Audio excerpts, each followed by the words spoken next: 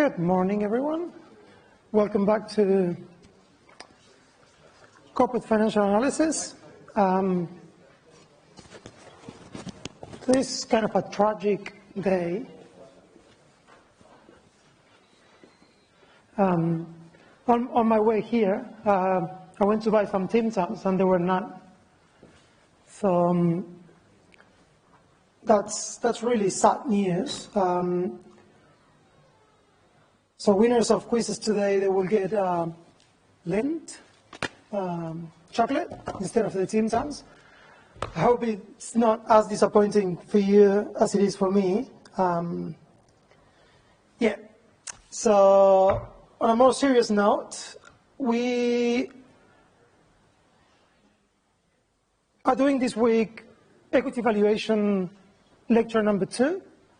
This follows up what we've done a fortnight ago, which was the first part of equity valuation.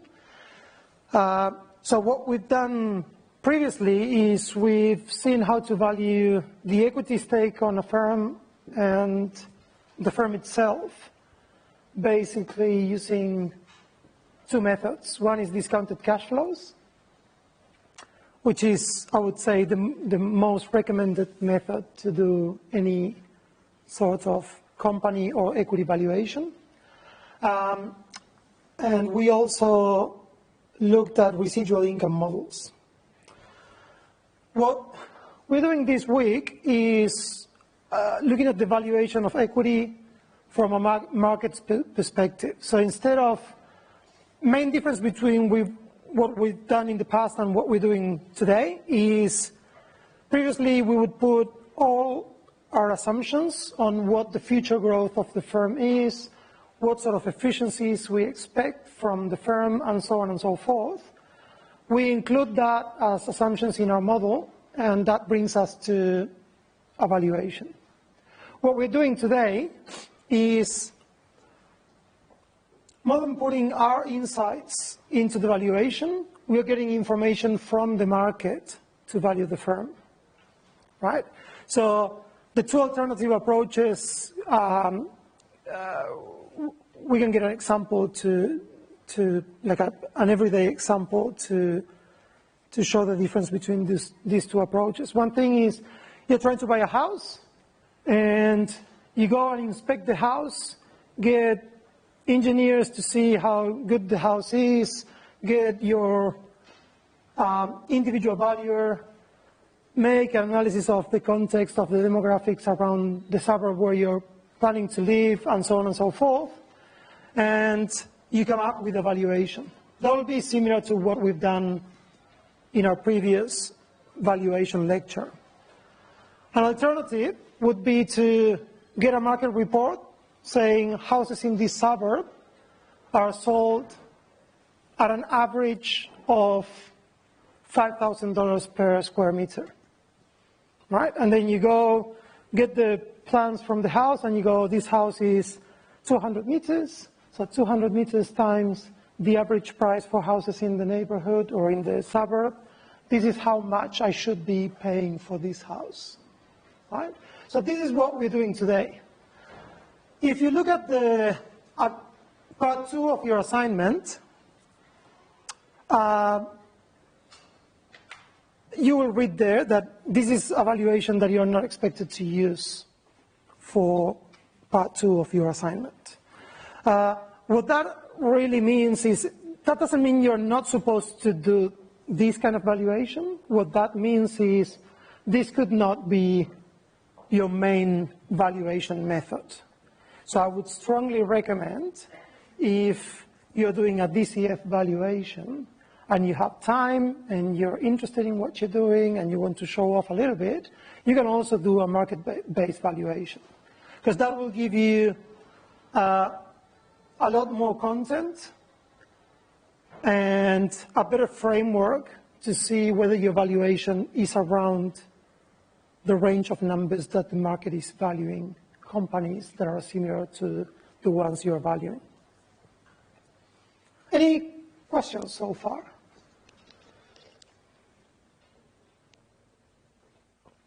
No questions on how to use this for assignment for the assignment. All right. Some questions may come up a little bit later when we go through it. Who has done comparables or market valuations in the past? Hands up. Yeah, we would expect like that most of you have done this already. So today is mainly about discussing when we use it, why we use it, what are the shortfalls, and so on and so forth. So let's jump straight into that. Two big parts to today's lecture. One is related to where we left at in residual income. We'll make a short reference to residual income and the relationship to comparables or multiples valuation. And then the last part of the lecture, which is going to be most of it, we're going to be discussing two main ratios you can use for valuation: market-to-book ratio and price-earnings ratio. And we will discuss its uses, its limitations, and its merits, because there's quite a few interesting things in there. So after today, you should be able to clearly understand, more than anything, how market-to-book ratio and price-earnings ratios can be used to value companies, how those ratios are built, what do they tell us about companies, and what are their limitations. So as I said before moving to the actual market ratios, we're going to discuss the value-to-book ratio. It could be a little bit confusing, but I will spend 5 minutes or so going through them. So what we've done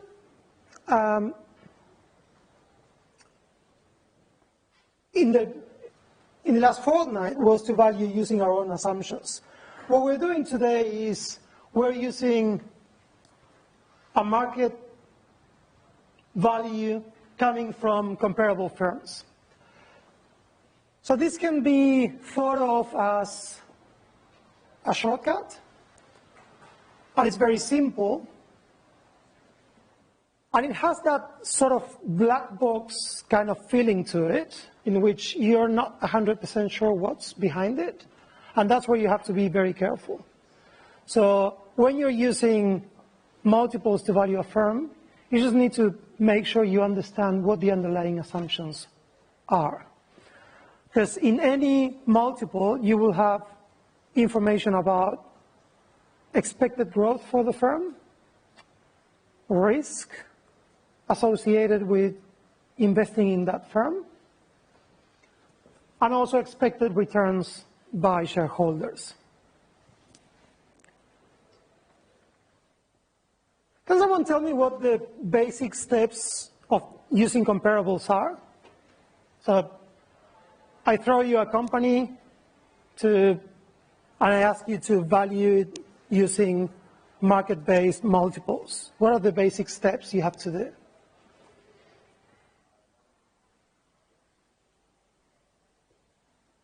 Any of the ones who raised their hands earlier, who wants to jump in?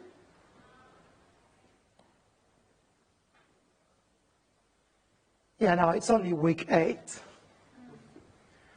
Very shy still. All right, I'll come back to that in a minute. So when we are using market-based valuation, we're using prices from the market as the basis for our valuation. What that means is that we are getting information about expectations and the information about the firm and similar firms in the market. And these are aggregate. And by that I mean when you're using last day's closing price for a stock, that is a consensus price on how much the stock is worth, right? But in there, you have people that are bullish and bearish about the stock. You have people that know lots about how the company is doing and people who don't know that much. So all the information impounded into prices can contain a lot of noise. And that is something that you have to be very careful about when you're using comparable firms to value your own firm. So the basic idea of a multiple is that it's a relative value per unit of something. Right? In the case of real estate that I gave you earlier today, we're saying a house in this particular suburb is worth this many dollars price by unit of some sort of performance measurement or important indicator of the value of the asset. In the case of real estate, how big the house is a good indicator of how much it's going to be worth, right? So when we're doing a multiple valuation in real estate, price is based on square meters. Okay, that's the indicator we're using. When we do it for companies, the most likely approach is to do this based on earnings. And the underlying assumption there is that a company is worth for what it gets in earnings for shareholders, right?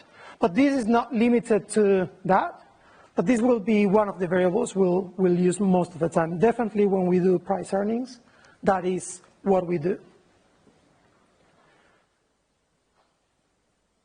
So what are the main things you have to have in mind? When I was asking you about what steps to follow, the main thing you have to do when you're doing market-based valuations is understand what is the close comparable firms to the firm you're valuing, right? So if you're in the entertainment and sports industry, you're going to have thousands of firms in that sector. However, if you're valuing the Brisbane Broncos, the universe of closely comparable firms is a lot smaller, right? So what are the consequences of this for your analysis? Well, if you get the overall average of the whole sports and entertainment industry as the multiple you're going to use to come up with a valuation of the Brisbane Broncos, you're going to be getting information about Sony, all sorts of companies that are not necessarily related to the Brisbane Broncos. So the usual trade-off when you do comparables or market-based valuation is you want to have a big enough sample so that the information you have is gathering as many opinions as possible, but it has to be small enough so that the companies included in the sample are closely related to your company, right? So you have to find the right point, the middle point in there. It doesn't make sense to go down to just one firm, but it doesn't make sense either to go up to 2,000 firms. And part of the discussion when you do this comparable valuation starts at the very beginning by making sure that we agree in which firms should be included in that sample, right? And on top of that, even companies that are closely related to the firm we're attempting to value, it could be that the way they run their business is completely different from our company. For instance, you can have the Brisbane Broncos compared to another sports organization, but that sports organization is only a branch of a larger corporation that has other assets in different industries, right? So it's not only sports, but it's also entertainment. In that case, you know that this particular firm that you're using as a comparable is not 100% comparable to your firm, but that there's only one business unit that is comparable. In that case, instead of only going to whatever price you have and the earnings you have for the last quarter or for the last annual report, what you will have to do is try and dig a little bit deeper into the financial statements of that firm to see if you can strip out that business unit that is closely related to your business and only use multiples for that business unit, if that was possible. In many cases, it is not. Another common adjustment that needs to be done, and I'm jumping ahead on this, but this is basically because I know you've done this in the past. But another typical adjustment is what happens when the leverage of two companies is completely different. So if the level of debt of the two companies is very different, you will also have to make adjustments. What happens if I'm valuing a private firm and using information from a public firm? Well, we know that there's this liquidity impact on prices, that public companies tend to be worth more than private companies just because they're more liquid. So there's adjustments that you will need to do if you're using multiples to value a private firm. But let's go back to, I'll come back to that a little bit later. Let's go back to how do we relate three types of values.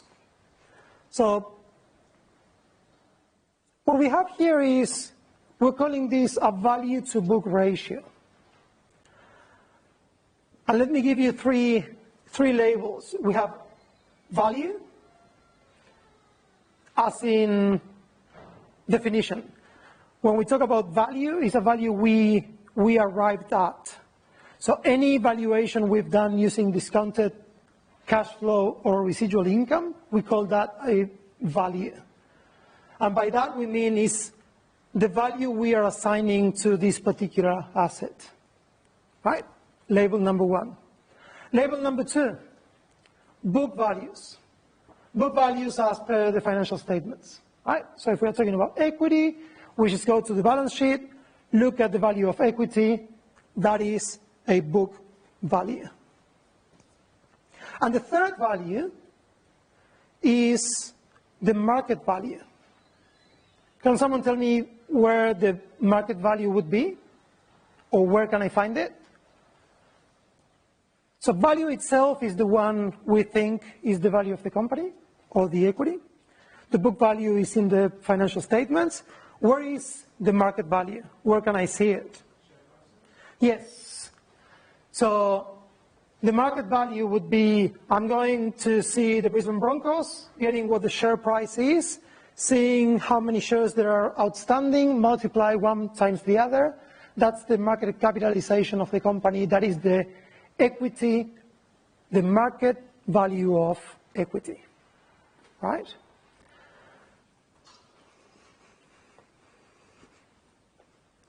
So these three values tell us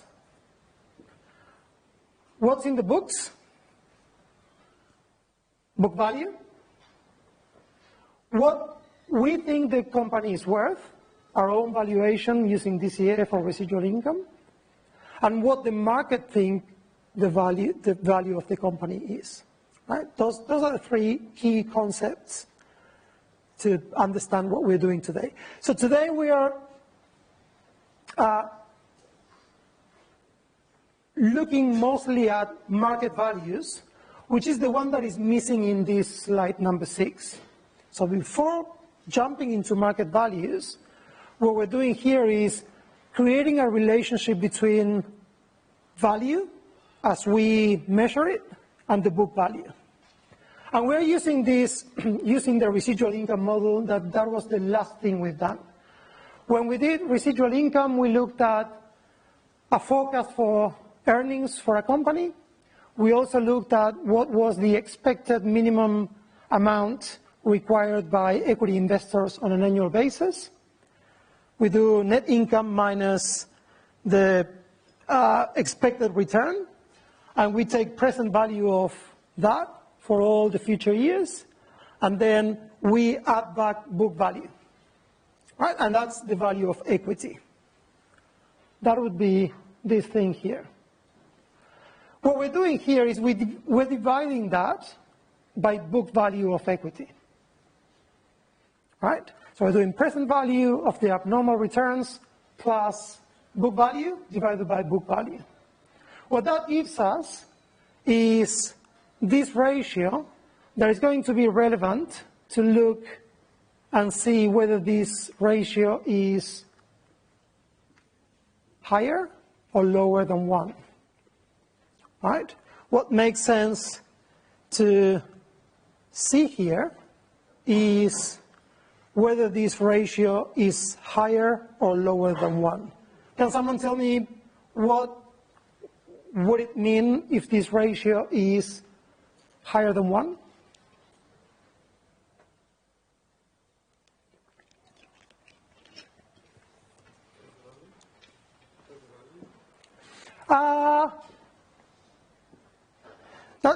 That's a good point. So remember the three concepts we were discussing?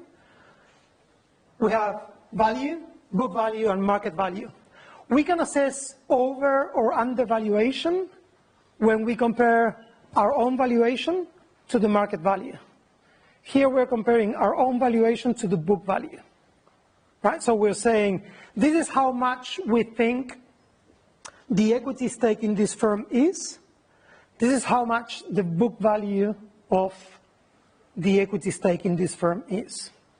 So if this ratio is higher than 1, what it means is, I'm going to put it in these ways, the company is creating value for shareholders, right? Because say if this is 1.1, what this is saying is for every dollar invested by shareholders in the equity of this firm, for each dollar, their stake in the firm is worth $1.1, right? So the value of the equity stake is higher than the investment they made. So we cannot say whether it's under or overvalued, but we can say that this company is creating value for shareholders. If the value to book ratio equals 1, what does that mean? If the book to value ratio equals 1, what that means is the company is generating or expected to generate exactly what shareholders are expecting to get. Remember when we did of course not. Last time we saw each other, we had 3 examples of the residual income. And in one of the examples, we had the earnings generated by the firm were equal to the expected return by shareholders, right? In that case, in these 2 components, so we had the present value of abnormal return, and then we have the book value. The present value of abnormal returns was 0, because the company was generating exactly what investors were expecting. And in that case, the equity value was the same as the book value. Hence, the ratio will be 1. And a final thing to consider is what happens when this ratio is below 1. If the ratio is below 1, what that means is that this company is destroying value for shareholders. Because the present value of future expected abnormal earnings plus book value is lower than book value. So a few insights here. One way to get a value that is higher than the book value is because the actual return the company is generating for shareholders is higher than the expected rate of return. So another way of saying that is ROE, return on equity, is higher than the cost of capital calculated using CAPM. Right? If the return on equity exceeds the expected return by equity holders, this will be higher than 1.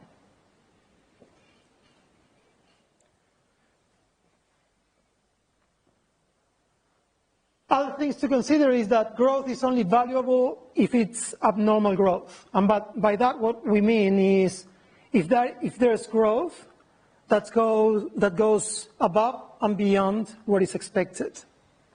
And finally, that risk increases with the equity cost of capital. I would phrase that rather this way rather. The equity cost of capital varies with risk, right? So the higher the risk, the higher the equity cost of capital. And what happens with value? Riskier firms have, or an upward change in risk increases the expected rate of return by shareholders.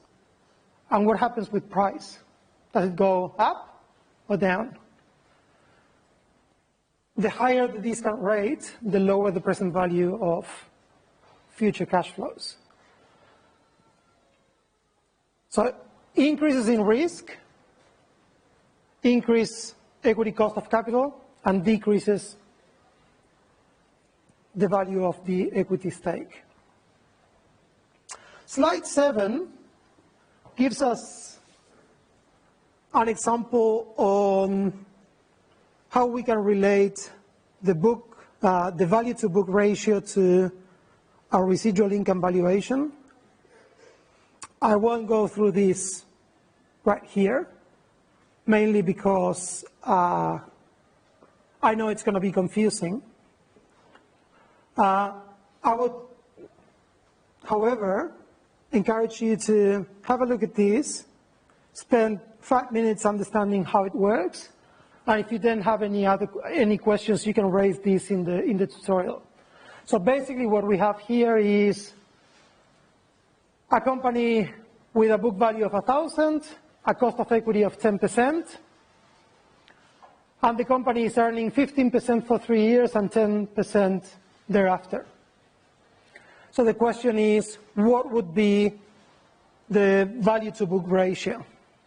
We can very quickly say, like, if this question didn't require any calculations, let me ask you this question this way. Just read the first 4 bullet points there, and the multiple choice question here is, will the value to book ratio be higher than 1, equal to 1, or lower than 1? We already know the results, right?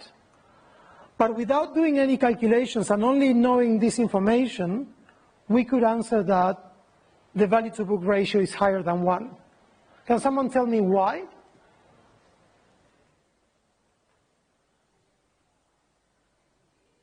Yeah?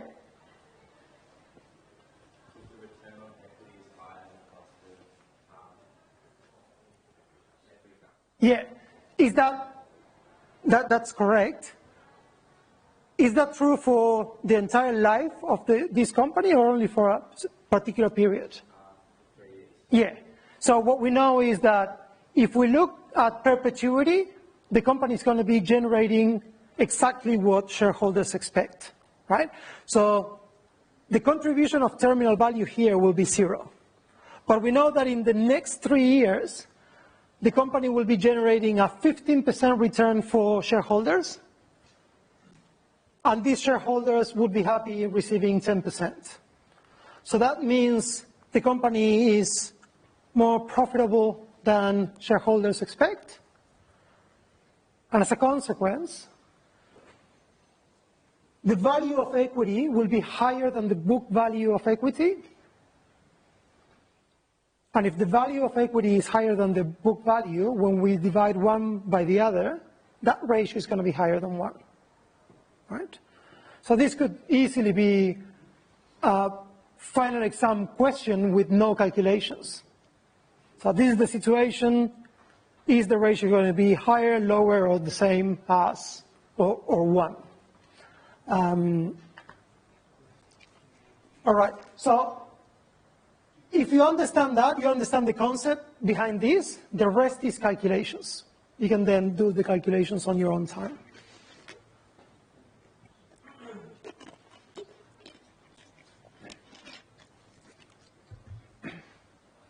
This is the time to ask the questions. If you are unsure about something, just make sure you... How do you calculate the, like, have we done this relative Say that again? the numbers in the second column, have we done that together? Yeah. Have we done that before? No, we haven't done it that way.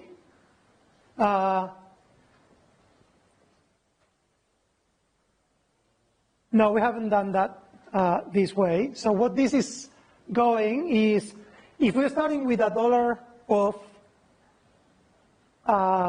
book value, right? And you have a 15% return, and all of the earnings are reinvested, your book value is going to increase by 15% the first year, right? So this is for each dollar, you will have $1.15. So if you take it to the whole firm, book value in year one was 1,000. In year two, it's going to be 1,115, right? And then the following year, you're going to be growing another 15% because you're earning 15% of your book value in earnings, and you're reinvesting 100% of that. So that's another 15% growth, and another one for the next year, right? So that's just a way of showing things instead of how much the total book value is growing. This is showing how much the book value is growing per dollar invested, right? Because remember that what we're doing here is we're looking at value divided by book value, right? So you agreed that if this was 1,000, then you had 1,115, right? If you divide 1,000 by 1,000, you get 1. If you divide 1,115 by 1,000, you get 1.15. So what this is the equity value, book value, divided by the initial 1,000 in book value.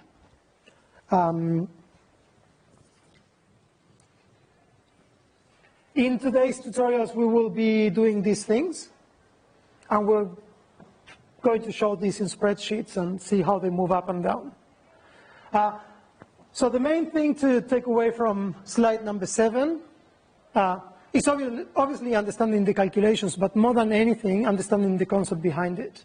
How is it that a value that is creating firm will have a ratio that is higher than 1, and how a company that is destroying value will have a ratio that is below or lower than 1.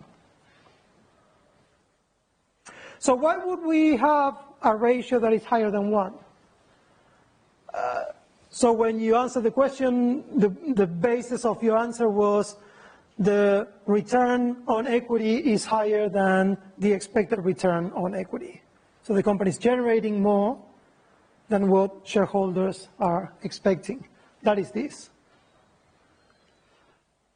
When I mentioned it before, I talked about return on equity. This is doing it a little bit broader. It's talking about return on capital employed, right? So that could apply just for the equity stake, or it could apply for the entire firm. So this is the economic reason for that happening, right? The company is generating a higher return than expected.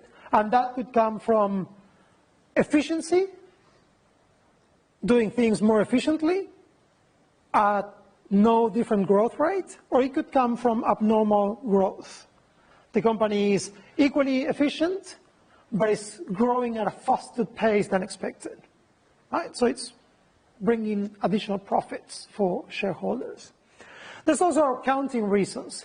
You could have investments in human capital and R&D or marketing that are expensed immediately, but that can build up value and not necessarily fattens your balance sheet. Right? Anything that you have that is having an impact, a positive impact on your income statement, but that keeps your balance sheet slim, it's going to create value.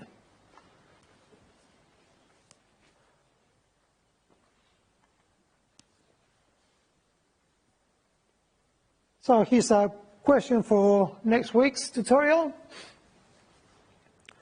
Okay. We covered that part. We just related valuation from our residual income value to book value. Let's park that on the side. And now we're going to focus on what's the center of today's lecture, which is market-based valuation. And this is a valuation that will give us, as an outcome, an assessment on whether the company is over or undervalued. Because here we will be comparing market values to our own valuation of the firm. Let's first look at market to book ratio.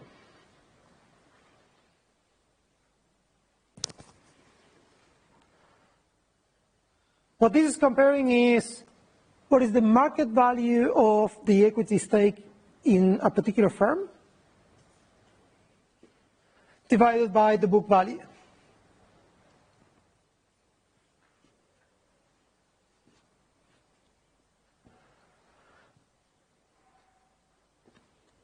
So what this is telling us is, remember when we were comparing our own value to the book value and we said the company is creating or destroying value for shareholders? That was based in our opinion. Here what we're looking at is what is it that the market think about how well this company is doing. Okay? So if you're comparing the market value of equity, that'll be, you go to this particular firm, you get the closing share price, multiply that by the number of shares outstanding. That's the value of equity for the market. And then you divide that by the book value of equity. Again, if that is higher than 1, that means that the market thinks that the company is doing okay and that is creating value for them as shareholders. If this ratio equals 1, what that means is that the market on average thinks that this company is doing okay, it's meeting the expectations. And if this book value is lower than 1, what it says is, on average, on aggregate, the market thinks that the company is destroying value.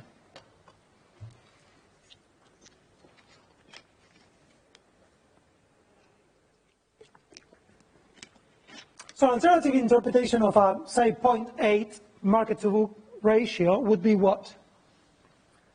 If my market-to-book ratio is 0.8, what that means is if I sell my shares of this company in the market, I'm going to get 80 cents for each dollar that I could be getting if we liquidate this company, sell all the assets, and get the money back, right? So what that is telling us is this company is worth more not operating than remaining alive, right?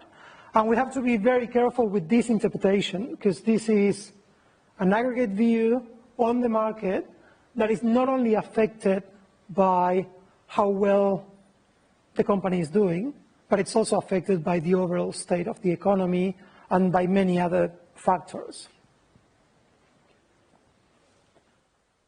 So how do we calculate this multiple? We get the market value that is price in the market times the number of shares outstanding and divided by the accounting book value of equity. Simple. How do we use this for our valuations? The way we use this is, I got company A, I'm valuing company A. I will get a sample of firms that are similar to company A, say 6 to 10 companies. And for each of these companies, I'm going to calculate the market to book ratio.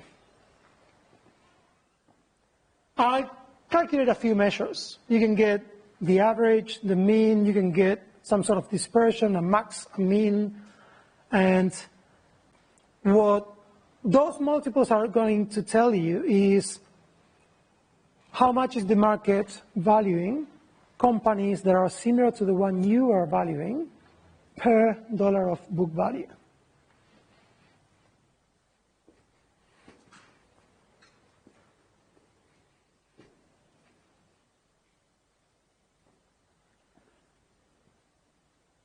So step one, and this was one of the first questions I asked you, and you were shy to come back to me. What are the steps in doing comparables valuation or market-based valuation? You get a sample of firms. You decide what ratio you're going to use. In this case, we're using market to book. You calculate the ratio for each of those companies. Right? We said 6 to 10 companies. Calculate the ratios. Come up with, I'm going to go the simple way, or the average scenario. You take an average of those 6 to 10 companies' market to book values. Say that that gives you 1.5, right? That is your average market to book ratio for comparable firms. How do we use that to value our own company, the company we're valuing? In terms of the company's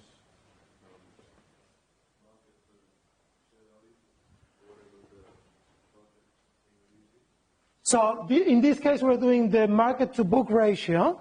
So the 1.5, we would multiply it by the book value of equity of the firm we're valuing, right? So if that's 100 mil, and we have a 1.5 ratio, what we say is that if we, according to the average market to book ratio that we got from similar companies in the market, an estimated market equity value of our firm would be 150 million, right? Because in this market, similar companies are valued at 1.5 times the equity value, the book equity value. If the book equity value is 100 million, then the market value should be around 150 mil. That is how you do it. So the process is very simple. You can do it in 5 minutes. If you're in front of a computer, you can pick 6 to 10 comparables very quickly, take an average, use that, multiply it by the book value, and you get an estimate, right? However, I doubt anyone makes investment decisions based on this, because there's many what-ifs that are not answered here. What if the market is only looking at those 6 to 10 companies that I used for my sample, but my company is completely ignored by the market, and the market is not even looking at it? What if the expected growth of these companies is completely different from the company I'm valuing? What if the capital structure of those firms is different? What if the organizational and operational structure is different? There's many things that you are leaving on the side. So this is a very good method to, I would say, I would always use comparables valuation to put some minimums and maximums, to put a range around my DCF valuation, and just to make sure that whatever we came at as a value of the company or the equity stake is within normal values, right? So if you're saying that your DCF valuation was 900 million, and you do this quick calculation using market to book value, and the suggested value is 150, right? You're 8 times higher than what the market on average is valuing a similar company. That doesn't necessarily mean you're wrong, but what it does mean is you will have to do a lot of convincing to investors to make sure that you understand why the company is worth so much more than comparable firms, right? One good example would be, well, this particular company has one main difference to any of the other ones.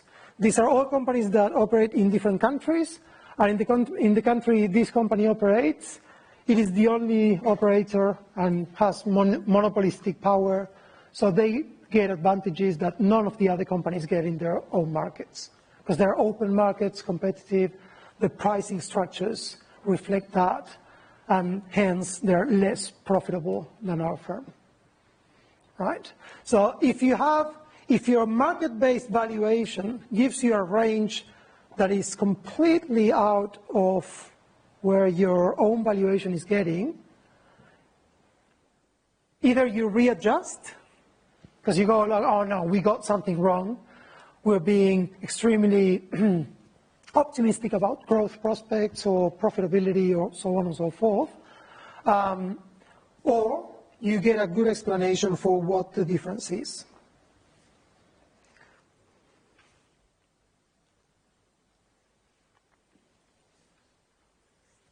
Some empirical data on market-to-book ratios. Median in some studies are around 1.85, showing that a good portion of the firms create value over their book value. That obviously each company has different historical averages, because these averages will depend on the economics of each of the firms.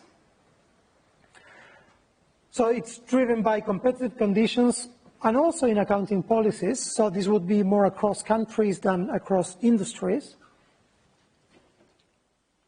That an industry that is mature, it is less likely to have a high multiple. And this makes complete sense. See that growth firms, mature firms, firms in decline, you would expect that as the company reaches maturity, the return on equity will be very similar to the expected return on equity, right? So you expect to have high variances when the companies are growing and are profitable, but as they reach maturity, you would expect them to have a return on equity that is very similar to the expected rate of return. And there's one thing that, so there's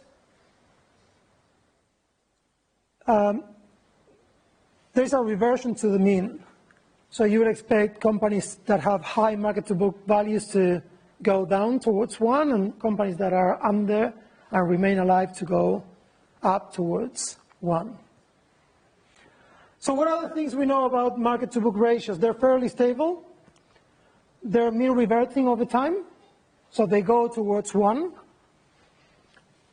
And they're reliable predictors of future growth in book value and expected return.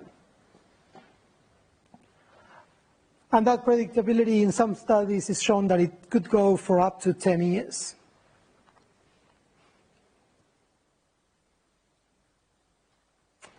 All right, let's have a first quiz for a mint intense Lindt chocolate. For those of you who were here a few minutes late, I think I exhausted the stock of Tim Tams. Oh, come on.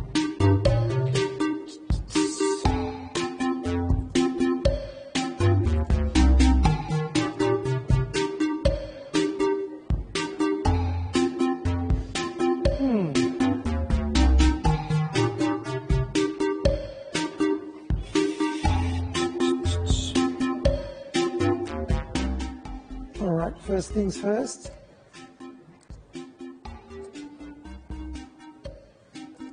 That's very interesting.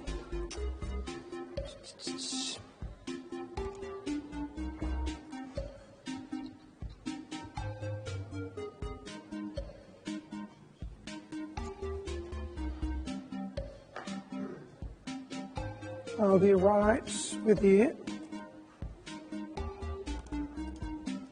Okay.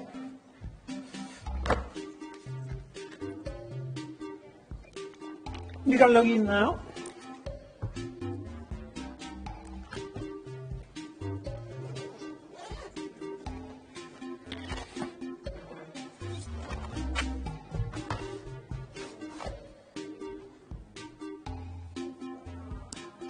Five seconds.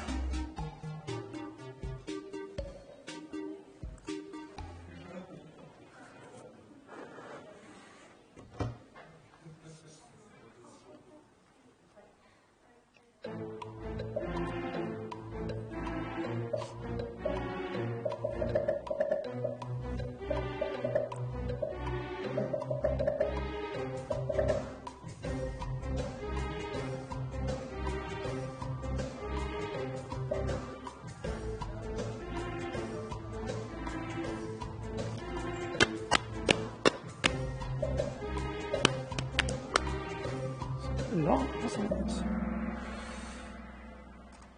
Good. Next one. You have to be quick to win this one.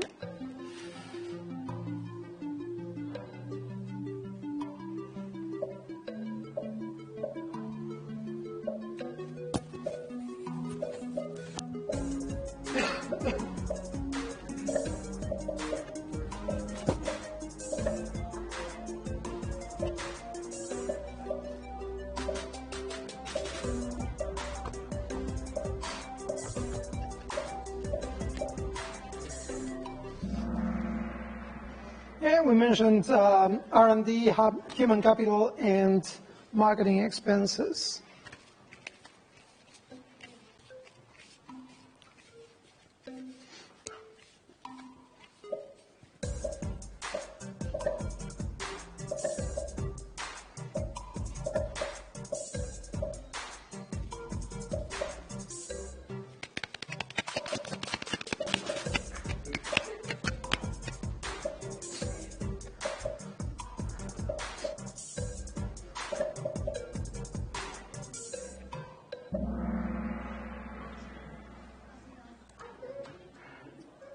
So from the next one on, you'll have only 20 seconds. Put some pressure on you.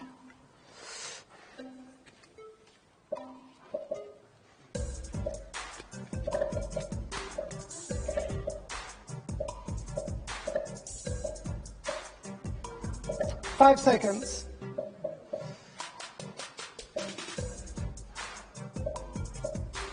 Gone. So they don't have a linear trend. All the other ones are true. 20 seconds.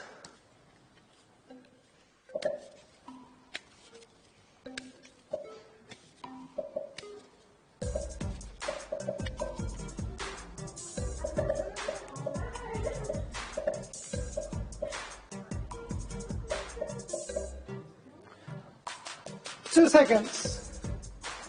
Go.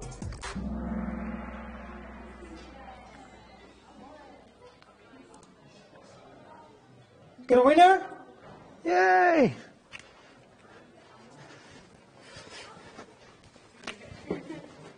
Congratulations.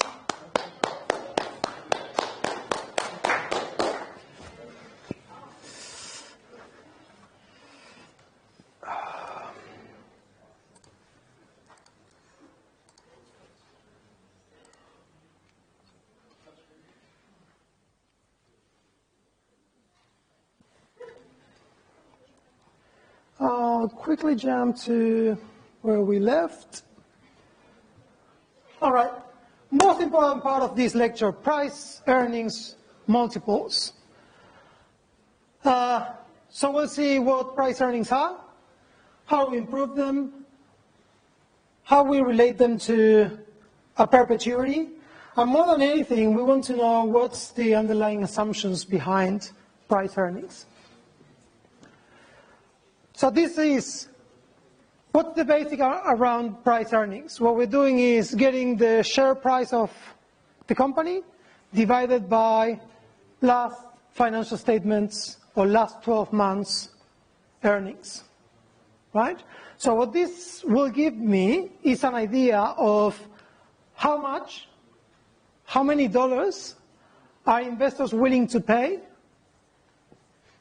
to buy shares of this company per each $1 of earnings generated by the company. So if we get a price earnings of 8, that means 3 things. That means shareholders are willing to pay 8 times the annual earnings. Okay?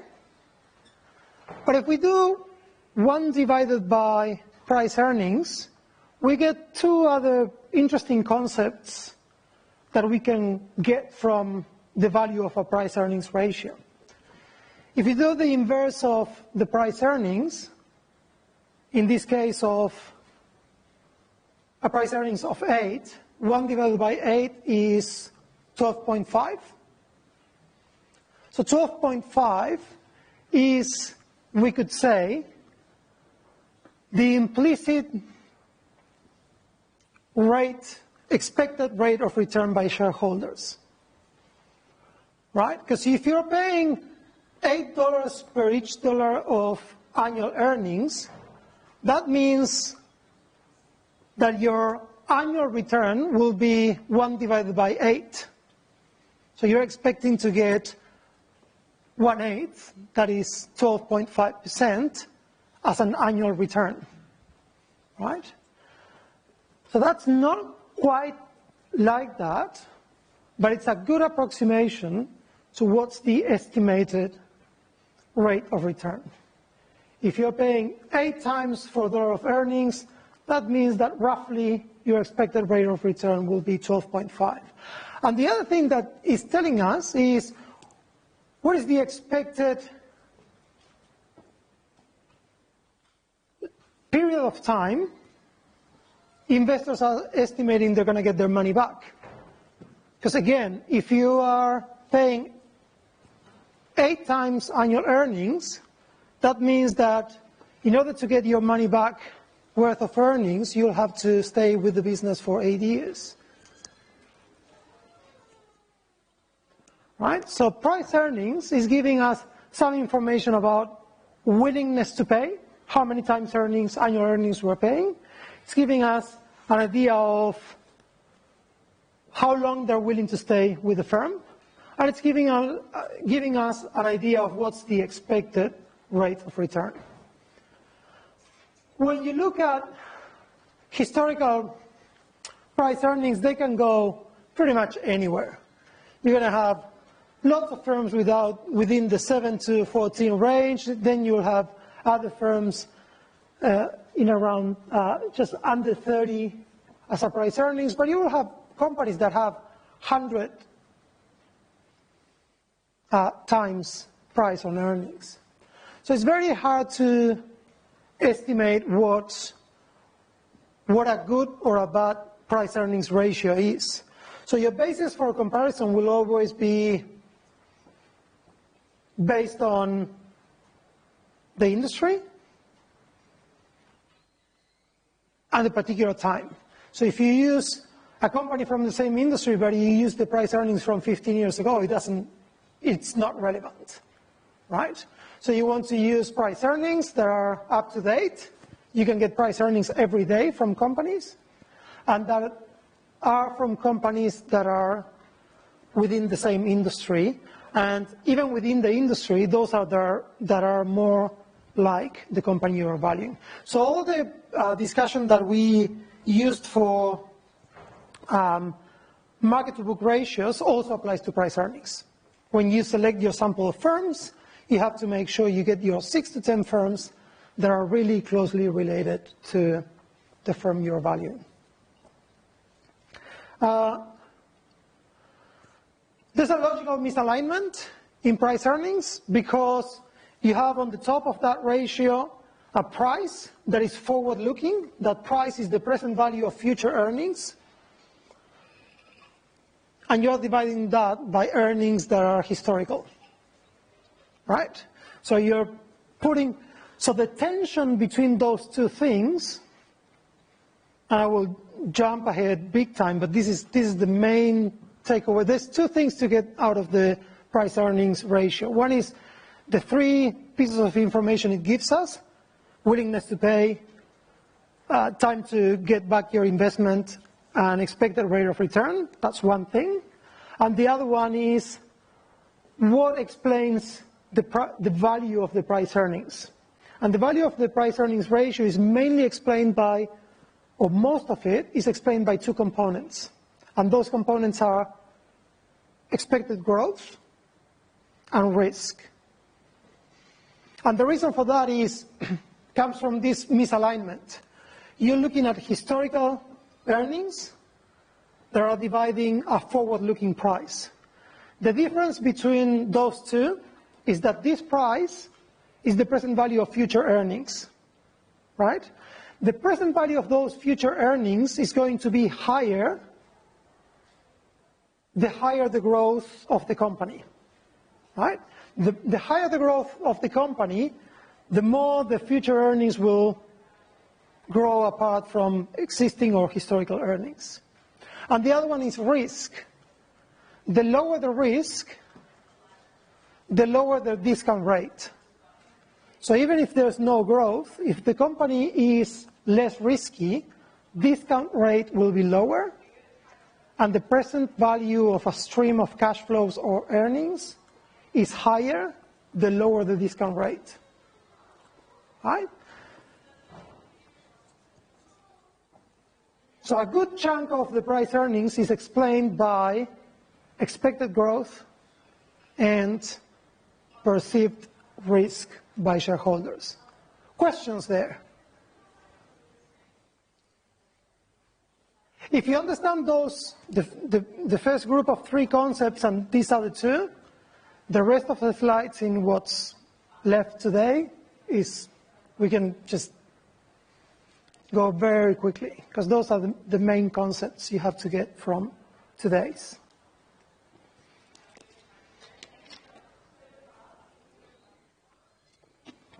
All right, we just said this. So it's a reflection of market optimism concerning, or otherwise, concerning a company's growth prospects. The higher the growth prospects, the higher the price earnings.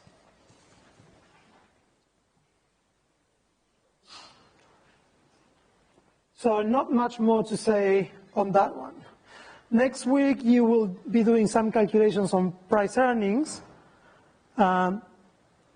So this particular question is raising one of the issues of price earnings, and that is, if you have a company that is losing money, price earnings doesn't make sense, right?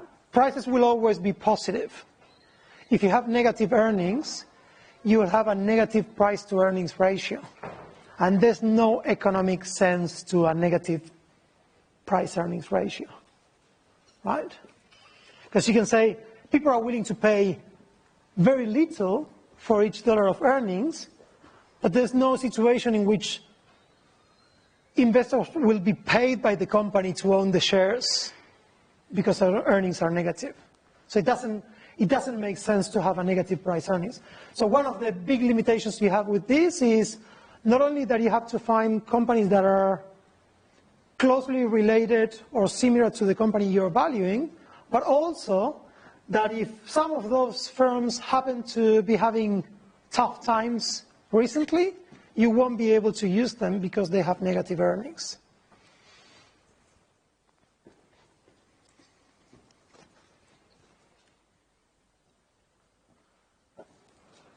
How to improve price earnings ratios?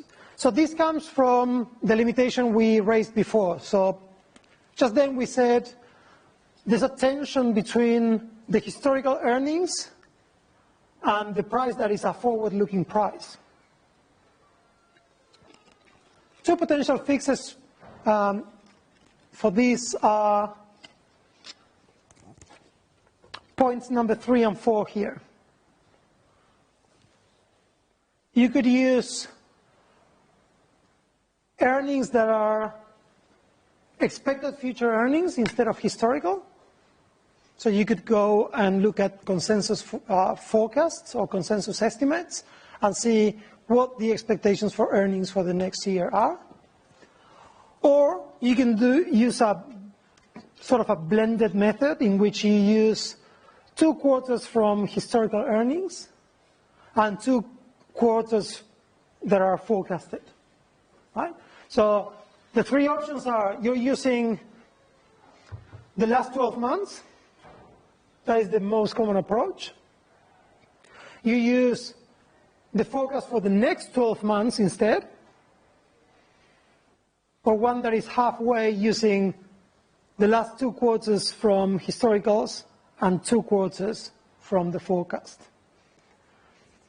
And there is no reason why you wouldn't use all 3 methods. And you can get your ratios calculated for all your comparables using the 3 methods and see how they compare to each other. And this is a key word here, persistent. When we're looking at, same as when we're doing valuation using, or when we're looking at the financials of the firm, we want to look at earnings that are persistent. Another word that we can use is using core earnings, so earnings that are within the core of the business and not side earnings. And it's all this concept of having earnings that can be consistent and persistent over time.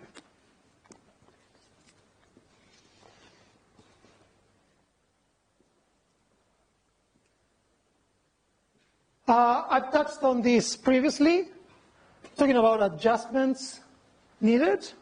Here's two examples. Adjust for different product mix. Right? You're valuing a hotel, and you have a few comparables that are pretty similar, but that they have hotels and casinos, right? And that is a product mix that is different from your firm. So if you are to include some of the hotel/casino companies, you will have to find a way of being able to adjust for that factor.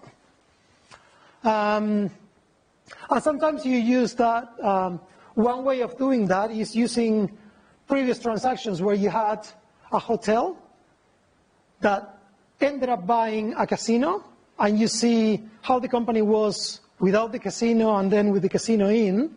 So that could potentially give you an idea of how the efficiency of the company changed when they acquired the casino. So that could, in some instances, help you to strip out the part of the business that you're not wanting to include.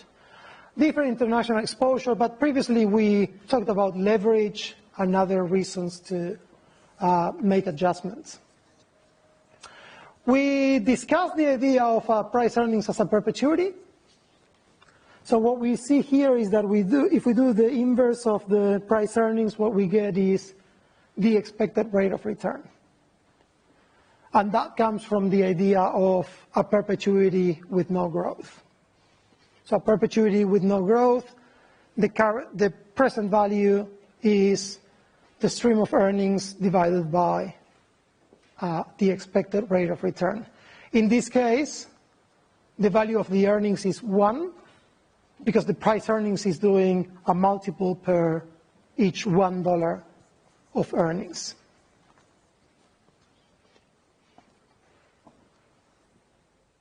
So this is just an example to show how we can look at price earnings as a perpetuity. Is there a general rule about high, low price earnings? It's not that clear, but as we said before, you would expect 2 factors to have a big explanatory impact here. One is growth, and the other one is risk. more risky firms will be expected to have a lower market value and lower price earnings, right? Same stream of cash flows discounted at a higher rate, lower present value.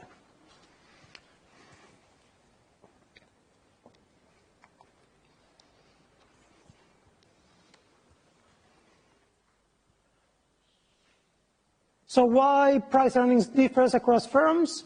Because of profitability.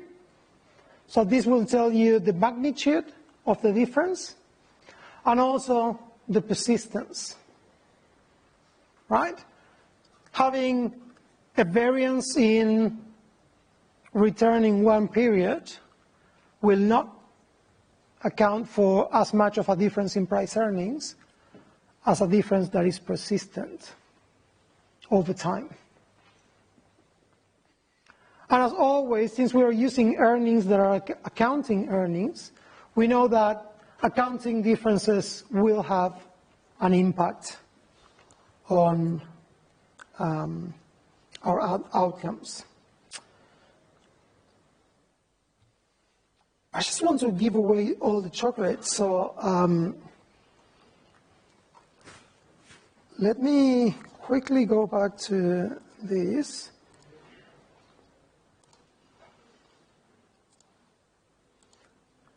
Because otherwise I'll eat it myself, and I don't want to. All right, very quickly, let's get this done.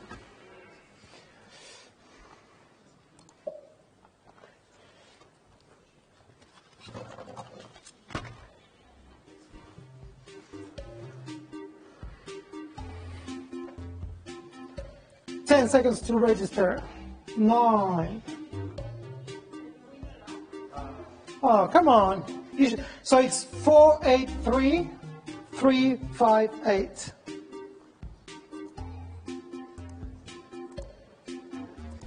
I didn't go keep changes.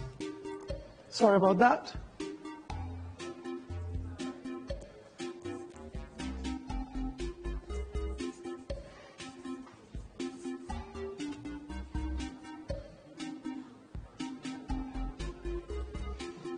Five seconds.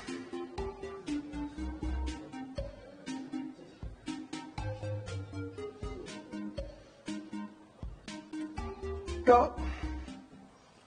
So you're going to have 20 seconds per question.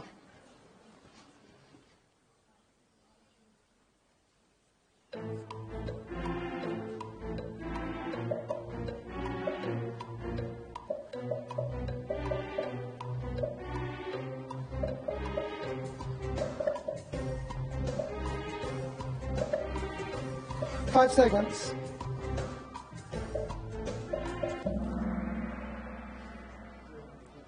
Wow.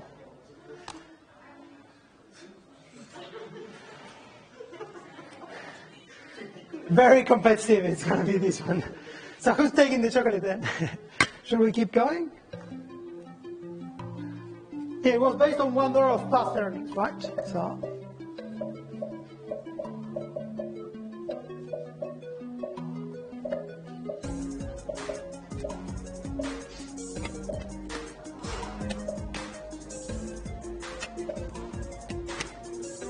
All right, that's time. Oops. Yeah, they're not supposed to be negative. There's no economic sense to them being negative.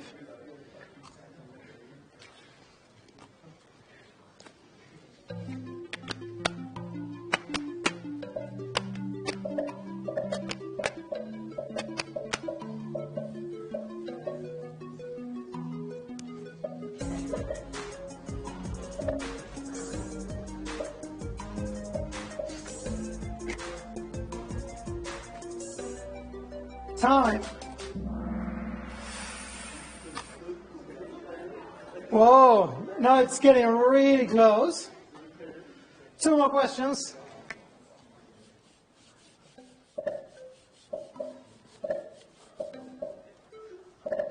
You have 5 seconds. Closing it now.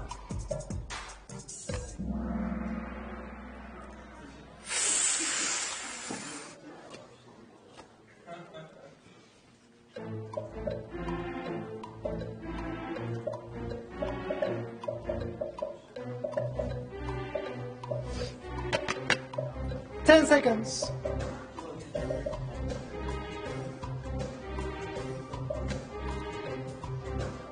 Time's up. If earnings are negative, who won?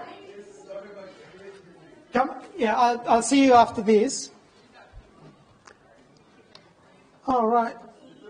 Just very quickly to finish up.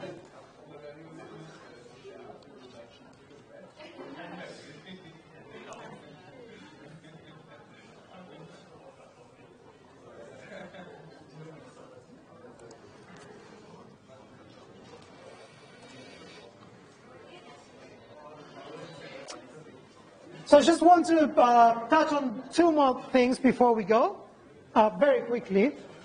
Two adjustments we tend to see in price earnings, and one is what we call price earnings growth, PEG, which is basically adjusting the price earnings by the expected growth rate.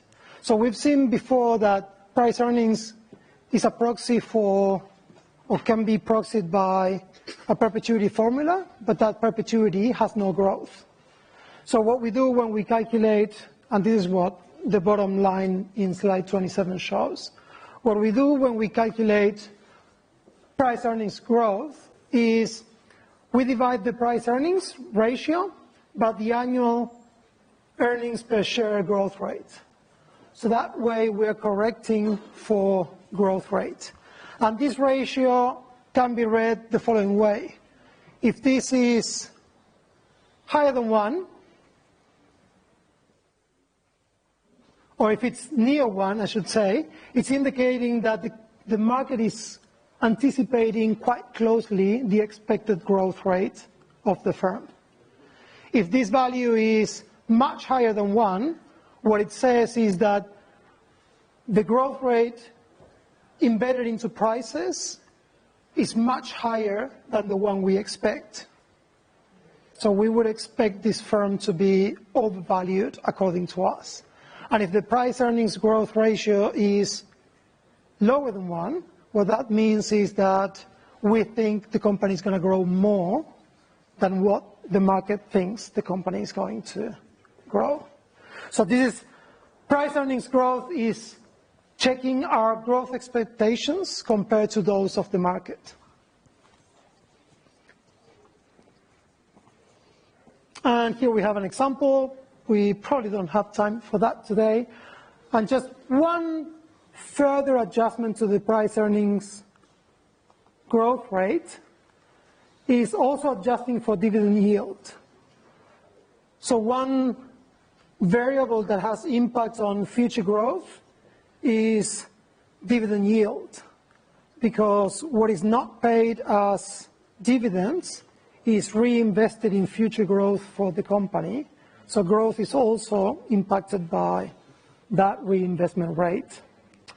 So those are the two other adjustments I wanted to mention.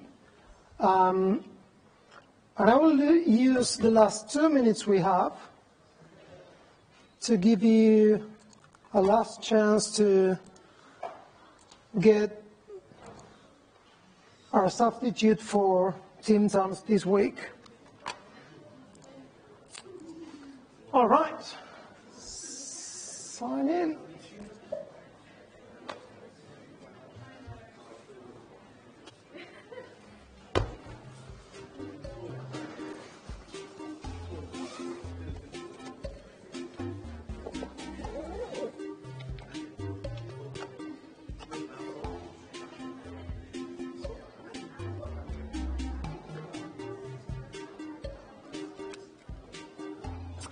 Five seconds to sign in.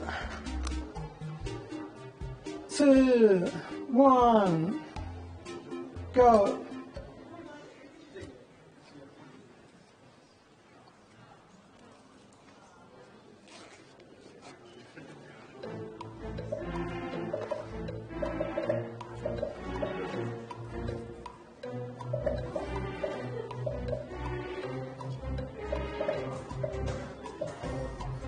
5 seconds.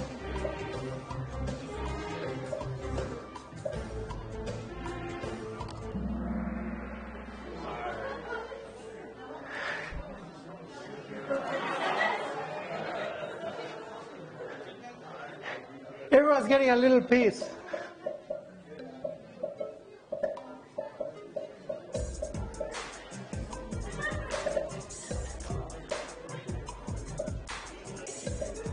Five seconds.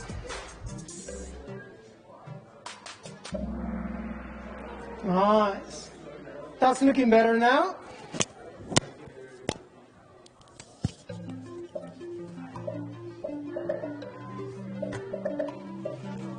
You have to guesstimate that. I said it was pretty high. 5 seconds.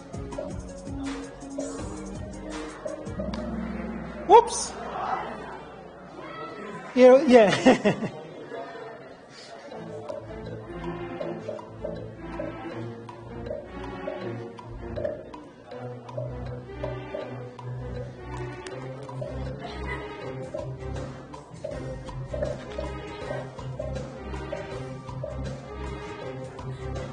2 seconds. Yeah, good. If it's all info, not only past info. Well, someone is on fire there. Keep it up.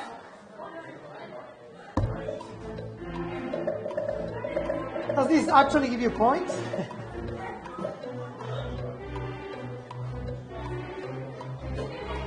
Two seconds.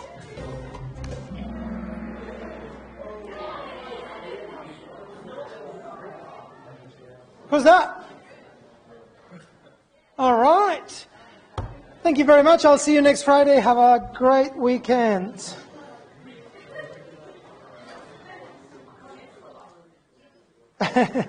You didn't get any points. Oh, you are?